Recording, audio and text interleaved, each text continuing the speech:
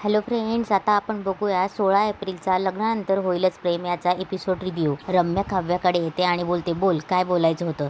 तेव्हा काव्या बोलते, थेट मुद्द्यावरच येते मी. काव्या बोलते, आज तू जे काही केलंस म्हणजे सगळ्यांसमोर हिमतीने न घाबरता तुझं पार्थवर असलेलं प्रेम कबूल केलंस, तुझं पार्थवर असलेलं प्रेम सगळ्यांना सांगितलंस. हे सगळं आधी का नाही केलंस? हे का आधी का नाही बोललीस? नाही म्हणजे आईन मांडवातनं ताईला किडनॅप करून तेव्हा का नाही बोललीस हे सगळं? रम्या, तू हे सगळं तेव्हाच बोलली असतीस तर आज मी या नको असलेल्या नात्यात अडकले नसते. सगळं घडून गेल्यानंतर आज बोलतीस तू हे सगळं, याने काय मिळालं तुला? आधी का नाही बोललीस हे सगळं? रम्या, का नाही बोललीस? इकडे पार्थही खोलीत टेन्शनमध्ये असतो आणि त्याच्या फाईल्स बघत असतो. तेवढ्यात तिथे नंदिनी ते दरवाजा नॉक करते. तेव्हा पार्थ बघतो आणि बोलतो, या ना. तेव्हा पार्थ बोलतो, काव्या रूममध्ये नाही आहे. तेव्हा नंदिनी बोलते, नाही, मला तुमच्याशीच थोडं बोलायचं होतं. तेव्हा पार्थ बोलतो, बोला. तेव्हा नंदिनी बोलते, आज जे काही झालं त्यावर तुम्ही काहीच बोलणार नाही आहेत का पार्थ? जे झालं ते सगळं योग्य वाटते तुम्हाला? तेव्हा पार्थ बोलतो, नाहीच. तेव्हा नंदिनी बोलते, पण तुम्ही काही बोललाच नाही म्हणून मी तुमच्याशी बोलायला इथे आले. तेव्हा पार्थ बोलतो, काही वेळेला आपली नाराजी ही गप्प बसून दाखवता येते. तेव्हा नंदिनी बोलते की पण मग आपल्या गप्प बसण्याला समोरचा आपला सपोर्ट समजत असेल तर? तुमच्या अशा गप्प बसण्याचा रम्याने चुकीचा अर्थ घेतला असेल तर? हे बघा पार्थ, दरवेळी विरोध बोलून दाखवलाच पाहिजे असं काहीच नाही, पण प्रत्येक वेळी गप्प राहणं असं बरं नाही. त्यावेळी पार्थ बोलतो की मी या विषयावर रम्याशी बोललोय, आता परत बोलेन. तेव्हा नंदिनी बोलते, आणि काव्याशी आज जे काही झालं त्या सगळ्यामुळे काव्याला काय वाटलं असेल? काव्याला हे लग्न मान्य नाहीये. जर असं काही समोरून दिसत असेल तर 2 पावलं पुढे येण्याऐवजी 4 पावलं मागे जाईल ती. तेव्हा पार्थ बोलतो, असं काही होणार नाहीये. तेव्हा नंदिनी बोलते, हे बघा पार्थ, आत्तापर्यंत तुमच्या लक्षात आलं असेल की काव्या ही खूप मनस्वी मुलगी आहे. तिला ज्या पद्धतीने लग्नाला उभी केलंय त्या ट्रॉमामधून, त्या परिस्थितीमधून अजून ती सावरलेली नाहीये. आणि त्यात जर तिला असं कळलं की ह्या घरात अजून एक मुलगी राहते जिचं तुमच्यावरती प्रेम आहे, तर ती हसत हसत तुमचं नातं रम्याला सोपवेल. तेव्हा पार्थ बोलतो, असं होणार नाही, मी असं होऊ देणार नाही. तेव्हा काव्या बोलते, बोल ना रम्या, हे आधी सगळं का नाही सांगितलंस? तेव्हा रम्या बोलते, काय बोलतेस तू काव्या? मी सांगितलं नाही. मी फक्त पेपरात बातमी द्यायचे राहिले होते. मी रम्या शितोळे, पार्थ देशमुखवर माझं जीवापाड प्रेम आहे, माझं पार्थशी लग्न करून द्या, आणि तू म्हणतेस की मी सांगितलं नाही? तुला काय माहिती ग काय झालं होतं ते? माझ्या पार्थसाठी, माझ्या प्रेमासाठी मी 2 वेळा जीव द्यायचा सुद्धा प्रयत्न केलाय. मला जेव्हा कळलं ना काव्या की पार्थ एंगेजमेंटसाठी तयार झालाय, तेव्हा मी गोळ्या खाऊन स्वतःला संपवण्याचा प्रयत्न केला होता, पण कोणीच मरू दिलं नाही मला. आणि ज्या दिवशी एंगेजमेंट होती ना, तेव्हा माझ्या आईने मला खोटं बोलून फार्म हाऊसवर घेऊन गेली. घरातल्या कोणीसुद्धा मला सांगितलं नाही की पार्थची एंगेजमेंट आहे. सगळं माझ्यापासून लपून तिथे फार्म हाऊसवर गेल्यावर कळलं मला की पार्थची एंगेजमेंट आहे. मग मला खूप मोठा धक्का बसला आणि तो धक्का मला सहन होत नव्हता, म्हणून मी दार लावून स्वतःला पेटवून घेण्याचा प्रयत्न केला. तेव्हा काव्या बोलते, रम्या? तेव्हा रम्या बोलते, हो, मी स्वतःला जाळून घेत असताना पार्थ त्याची एंगेजमेंट सोडून तिथे आला होता. खिडकीची काच तोडून आतमध्ये येऊन त्याने मला वाचवलं. त्याच्या हाताला लागलं सुद्धा होतं, रक्तबंबाळ झाला होता त्याचा हात. तेव्हा काव्याला पार्थला एंगेजमेंटच्या वेळी लागलं होतं ते आठवतं. तेव्हा काव्य बोलते, म्हणजे पार्थ तेव्हा साखरपुडा सोडून तुला वाचवायला आले होते, आणि विक्रम काकांनी आम्हाला सांगितलं होतं की साईटवर काहीतरी प्रॉब्लेम झालाय, ॲक्सिडेंट झालाय, हे सगळं हे होतं?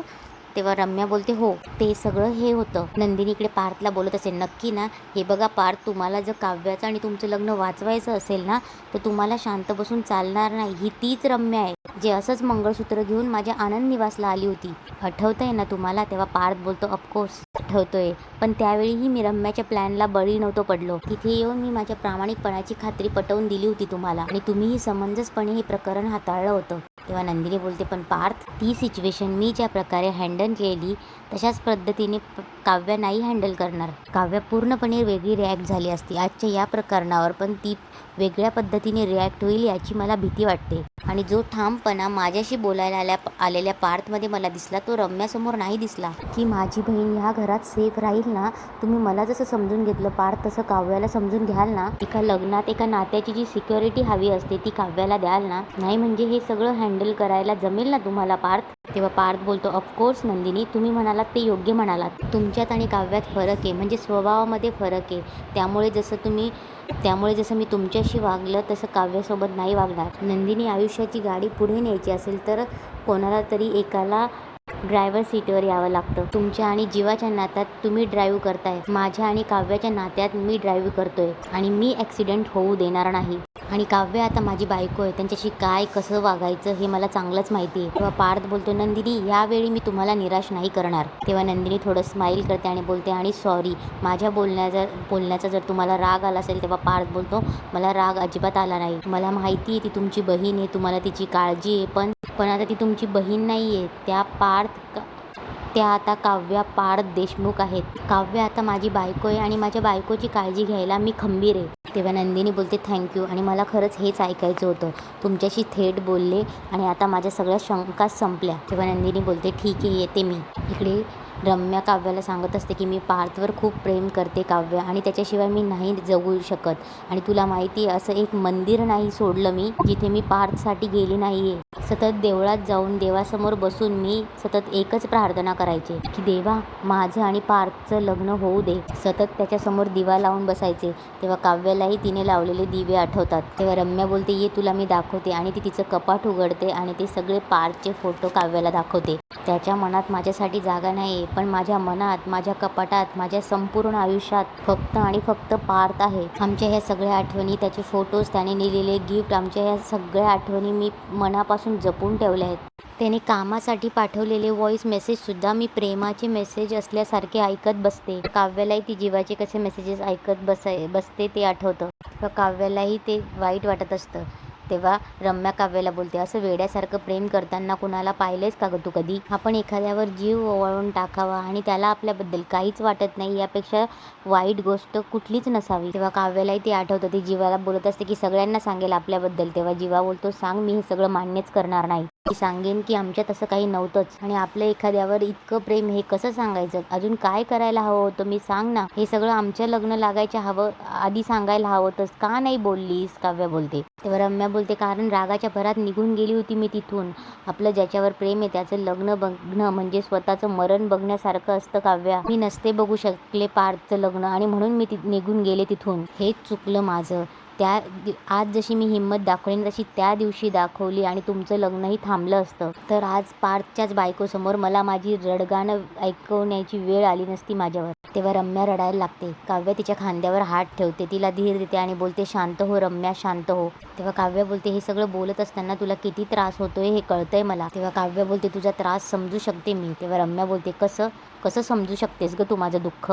असं माझ्यासारखं जीव तोडून प्रेम केलंयस कधी? नकार पचवलायस नाही ना? मग तू माझं दुःख समजू शकत नाही काव्या. ज्या माणसावर 25 वर्ष स्वतःला विसरून प्रेम केलं, त्या माणसाला दुसऱ्या बाईबरोबर संसार करताना बघून किती तडफड होते ते तुला नाही कळणार काव्या. तेव्हा काव्या बोलते, प्रेम असतं.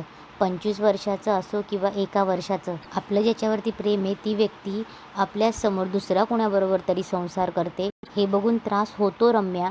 कळतंय मला तुला काय म्हणायचंय ते. तेव्हा रम्या बोलते, कसं कळणार आहे ग तुला काव्या? तुला नाही कळणार माझं दुःख काव्या, कारण तुझी प्रेम असणारी एखादी व्यक्ती दुसऱ्या कुणाबरोबर तरी तुझ्यासमोर संसार करत नाहीये. तेव्हा रम्या तिथून निघून जाते. तेव्हा काव्या मनात बोलते, माझ्याशिवाय कोणालाच कळणार नाही रम्या, तुझ्या मनात एक्झॅक्टली काय सुरू असेल ते. मी सुद्धा रोज त्याच वणव्यातून जातीये ज्या वणव्यात तू जळतीयस. माझा जीवा माझ्या डोळ्यांसमोर संसार करतोय, तेही माझ्या सख्या बहिणीबरोबर. मी सुद्धा रोज मरतीये. इकडे काव्या आपल्या खोलीत येते.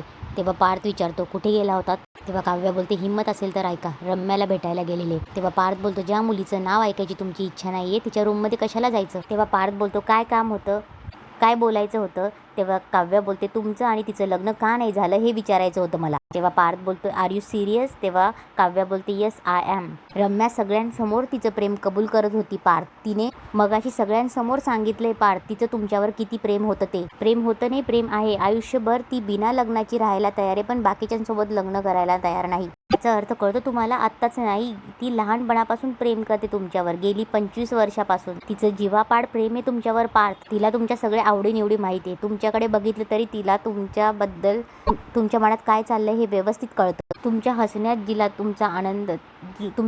जिला तिचा आनंद सापडतो, अशा मुलीशी लग्न का नाही केलं तुम्ही पार्थ? का नाही केलं? तेव्हा पार्थ बोलतो, कारण रम्याकडे बघून मला जोडीदाराच्या फिलिंग्स आल्याच नाहीत म्हणून नाही केलं मी. ते फिलिंग फक्त मला नंदिनीकडे बघून वाटलं होतं. तेव्हा काव्य बोलते, मग का नाही थांबलात नंदिनी ताईसाठी? लग्नात परिस्थिती काय होती माहिती आहे ना तुम्हाला? गावकरी जाळपोळाची भाषा करत होते. माझ्या आईच्या डोक्यावर ग्लास फुटला होता. तुमचे आईवडील येऊन माझ्यासमोर हात जोडत होते. तुमच्या मामाच्या मुलीचं लग्न मोडत होतं, म्हणून लग्न केलंय आपण. तेव्हा काव्या बोलते पण त्याच वेळी तुम्हाला रम्याशी लग्न करायचा चान्स होता ना पार्थ, माझ्याशी लग्न का केलंस? तेव्हाच तुम्ही रम्याला फोन केला असं तर रम्या धावत पळत तुमच्याशी लग्न करायला आली असती. तुम्ही मला बळीचा बकरा बनवलं तिथे पार्थ. का नाही केलं रम्याला कॉल? तुम्ही एफर्ट्सच घेतले नाहीत पार्थ. तुम्ही डायरेक्ट माझ्याशी लग्न करायला हो म्हणालात. मी अडकले नाही या सगळ्यात पार्थ. तुम्ही तेव्हाच तिथे रम्याशी लग्न केलं असं तर तुम्हाला रम्याला तुम्ही मिळाला असतात आणि तुम्हाला एक प्रेमळ सिन्सिअर बायको. रम्याला या घराची सवय आणि या घरातल्यांना रम्याची सवय आहे. सगळं सॉर्ट झालं असतं ना. ही चूक घडलीच नसती पार्थ. ते काही नाही, अजूनही वेळ गेलेली नाहीये पार्थ. तुम्ही मला डिवोर्स द्या आणि सरळ रम्याशी लग्न करा. तेव्हा पार्थ बोलतो तुम्ही काय बोलताय तुम्ही? तेव्हा काव्या बोलते सगळं कळतंय मला.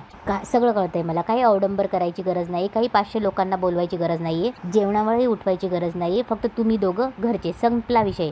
मी स्वतः तुमच्या लग्नाची गाठ बांधेल. तेव्हा पार्थ बोलतो are you out of your mind? तुम्हाला कळतंय तुम्ही काय बोलतायत, काय बडबड करतायत? Stop it. तेव्हा काव्या बोलते आय वॉन्ट. ज्या व्यक्तीचा नंदिनी साईसारखा या लग्न सोहळ्यावर विश्वास आहे त्यांनी डोळे झाकून खुशाल करावीत लग्न. ज्यांना असं वाटतं ना दोन वेगवेगळी माणसं, अनोळखी माणसं त्यांच्या नात्याला वेळ देऊन छान असं बॉन्ड तयार करू शकतात, त्यांचं ठीक आहे. पण मी तशी नाहीये. मला नाही जमत तसं करायला. मला त्या माणसाला व्यवस्थित ओळखायला लागतं, समजून घ्यायला लागतं, तरच मी त्या माणसाला माझा नवरा मानू शकते. पण आपल्यात नाही घडलंय तसं काही आणि घडूही शकत नाही. त्यामुळे हा तिढा कधीच नाही सुटणार. मी तुम्हाला माझा नवरा कधीच नाही मानू शकणार.